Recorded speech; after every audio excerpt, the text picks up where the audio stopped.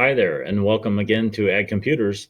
This video will take you through a few of the key points that are going to be covered in Word Module 3, just a few informational items for that one. Then also we're going to cover resumes and cover letters, as that is your midterm project that will be one of the key assignments for the whole entire course. So we'll go through some examples of that.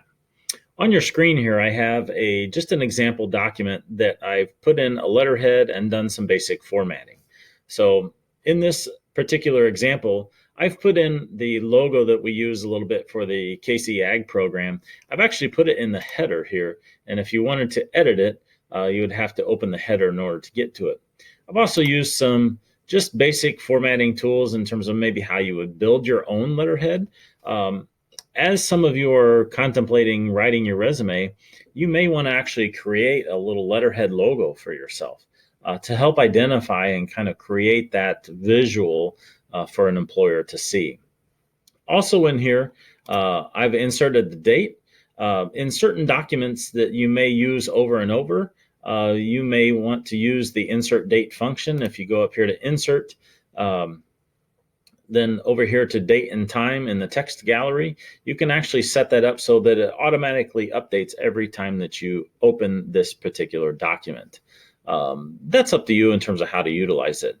But there's different date formats and so forth that you may choose from.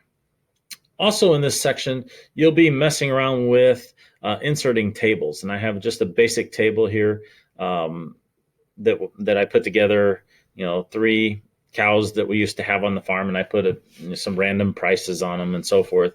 That if I was building let's say a flyer for a sale that I was having, put some prices on some animals here. But you'll be inserting and formatting tables, changing the background colors in those tables, changing the cell widths and cell sizes. So you'll have a lot of skill development in utilizing tables in this specific area. Most of the rest of Word Module 3, in terms of the things that you're going to cover in formatting, you've kind of already played with in some form or fashion. You're just going to do a little bit more advanced stuff, and I'll leave you to go through your textbook step by step as you attempt those particular assignment components. But I'll encourage you to do it carefully, and again, with that step-by-step approach, so that you have everything included in the documents that you're going to be turning in Word Module 3. So let's turn our attention to resumes and cover letters. And so the important thing to note when we talk about resumes and cover letters is that the form and function of these things are to hopefully get you an interview. That's the really key component. Just because you've applied for a job doesn't mean you're going to get an interview, especially in today's job market when we talk about the highly competitive nature of some of the opportunities that are out there. It's important that you build a really intensely competitive resume and cover letter so that you promote yourself. Oftentimes, I find students are much too modest or much too brief in how they write their resume and cover letter. They don't expand on the experiences that they have, and therefore then they kind of leave a lot of things out that help sell themselves, whether it's skills or awards or activities that you participate in. It's important that you sell yourself on a resume and cover letter. So let's take a look at an example cover letter that I have that I've written, and kind of the key components of those specific things. So if I pull up this example cover letter here, notice at the top, I've kept mine very, very plain. I don't have a header up here. I don't have a logo or some kind of letterhead that helps identify myself. I could do that, but I've kept mine just plain and straightforward. One of the things when you talk resumes and cover letters, there's tons of different formats out there. I will encourage you not to use the Word templates. I think they're much too confining. At this stage of the game in the semester, you understand how to format things in Word and move them around. And you'll find, I think, in most cases, at least in my experience through teaching this course a number of years, is students try them and then they end up scrapping it and starting over because the templates are much too confining. There's also other resume builders out there that will help you build a really nice looking resume. But be careful of getting it too overly flashy, because that can get really distracting, and also cut down on the amount of content that you can put in your cover letter and resume. So if you look at mine here, I've got my address and contact information at the top. It's really critical that you think about the email address that you use. Some of you may have cute email addresses. You might want to create a new email with a much more professional sounding email address. Then I've also addressed it properly. Here, for example, to the Human Resources Division. I have the date on it and to whom it is addressed to. Those are all critical pieces of every cover letter. All right, then you'll find cover letters basically break down into 3 different components. The first paragraph should always talk about and always specifically call to attention the position that you're applying for and where you found out about it. Whether you read it in the newspaper, you saw it online, it was promoted on LinkedIn, it was on agcareers.com, whatever it might be, it is important that you draw to attention not only the job that you're applying for, but also where you heard about it. Employers often want to know those things. And specifically here, I've actually referenced someone internally that informed me of the lead. And if you get a reference from someone actually in that business, definitely use that if you have their permission to apply for that job. That tells that you have connection and the endorsement, so to speak, of someone internally. So that's paragraph 1. The second paragraph should then provide some kind of narrative of the key pieces of your resume that are pertinent, important, and relevant to the job that you're applying for. This is the time that you can explain a little bit about your skills and how they match with the job. It's a little bit the chance to tell your story, but make sure and be brief and to the point, succinct with your words, and highlight the things that are really critical. The final paragraph then should thank them for reading your resume and cover letter. It should thank them for their time, and then also talk about invite them for the opportunity to contact you to set up an interview. I think it's a little bit forward in my approach to say, I'll be calling you next week for an interview. You oftentimes don't understand or know the time frame with which the employer is going to move through the hiring process. So just invite them to contact you at your preferred phone number and or email address in terms of scheduling an interview. You should follow up anyway the following week. If you've applied for a job, you should follow up with a phone call anyway to make sure that they have received your materials, your application packet, whatever it may be, and everything is complete and successfully submitted. That should happen anyway. And then you have the opportunity to make connection with someone and ask about how the process moves along. And then, of course, I've added my salutation at the end. So that's a little bit about a cover letter. It should be 1 page and brief and to the point, and it clearly explain what job that you're applying for. Let me switch to an example resume here. And this is in Google Docs, just happened to be where I have it saved. Really critical in terms of resumes is that you have your name clearly displayed at the top, address or addresses, if you have more than one, with which they may contact you. Oftentimes you'll find on resumes a mission statement or an objective. I think that's really critical to provide to a potential employer, is what do you hope to bring to the organization? An objective or mission statement should not be for me to get a job at Kaskaskia College. It's much too brief and doesn't tell the employer anything about what you're going to do for them. That's the really key part of writing your mission statement or objective. The next area that I like to put in is education. Your educational background in reverse chronological order. Of course, yours will be leading off with Kaskaskia College and the degree that you're pursuing and the expected graduation or completion date. Then you would go back to your high school diploma and so on and so forth. The next area needs to highlight your employment history.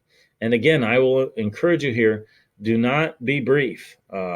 do not leave things out or mesh things together. You can be much more, don't be afraid to brag on yourself. One of the things that you'll notice here is I keep it very clean and very consistent. I use bullet points, and then every statement is started off with an action word. Employers want to know quickly what you're going to be able to do for them or what you have done. So I have provide, develop, promote, advise, coordinate, connect. You'll see supervise in here. So as I roll down through this, and these examples will be provided in Canvas for you as well, with what I do. Now notice there's no periods at the end of these because they're not true sentences. They're just statements on what I have done in previous jobs or what I currently do. Now, your resume should probably be limited to one page. You probably have no more history than that. Mine, with a much longer career, is quite a bit longer. I have a longer curriculum vitae here, which is another term for resume. You'll probably should need activities and organizations or things that you belong to, participate in, or find important. And so I've got a number of things here that I have been active in, and things that I have, especially in leadership roles, that I've participated in, and I highlight those. Employers want to see what else are they going to get for their money when they hire you, in addition to the skill set that you bring. So activities and organizations is a key piece that I suggest to put on your resume. Honors, I think, is crucial. If you have honors, things that you got awards for, things that you were recognized for, if whether it's a state FFA degree, or you won the local soils judging contest, or you were the top member of your Quiz Bowl team or the National Honor Society, those kind of things need to be in your resume as well, because they show the accomplishments that you have.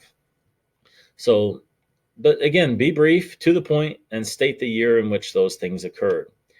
Lastly, I'm going to provide you with a little bit of resume and cover letter tips. Keys to a good resume. Make sure your name is very clear and easy to read. Objective or mission statement or personal goal, I think, is awesome. Making sure that you've got your education and experience beginning with the most recent things, and honors and activities listed separately.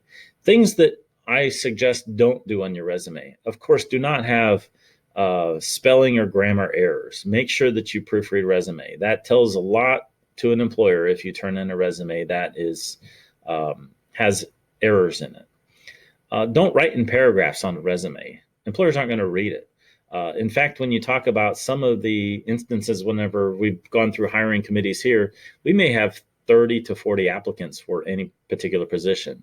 So if I've got to read through all those, it's going to go very quickly. You have a mere few seconds to make a good impression on a resume reader or a human resources person. So don't write in paragraphs on a resume, because they won't read it all. References, I don't put them on my resume. I put them on a separate document. Oftentimes it takes up too much space on your resume, and you'll need that space to brag on yourself for other things. Don't put things that cannot be verified or are, of course, untrue. Be careful about that. Don't get crazy with formatting or lots of artwork or special font. Be real cautious about that, because you want it to be clear and easy to read. For most of you in your situation, you don't need a resume longer than one page. Most of you don't have enough information to fill out into more than one page anyway. Maybes, basically include any licensure. If you have a CDL, a forklift operator's license, a private pesticide applicator's license, something like that, if you have a licensure that can be verified, that's important to the job that you're applying for, put that on your resume. That might be really crucial and actually might get you the interview. So put that on there if you have some of those kinds of things. Skills, only if you can certify or verify that you have them.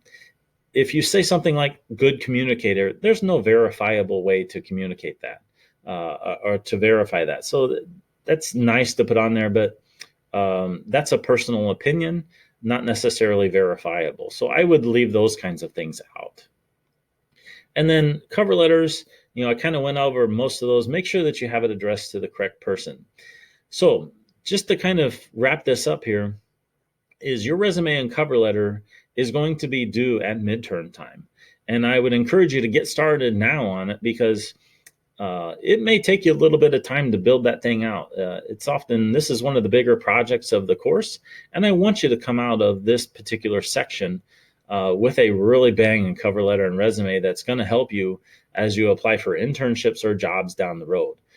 I will always be more than willing to review a resume and cover letter, give you some remarks on it, and let you go back and edit it before you turn in your final draft. So please be willing to send those to me. Come and ask questions. Email me with, searching for comments and feedback. I'll be more than happy to give that to you. So good luck as you continue through Word Module 3 and then into your resume and cover letter project. And as always, if you have any questions, please feel free to email, text message, stop by my office, give me a phone call, whatever it may take for me to help you through this section. Good luck.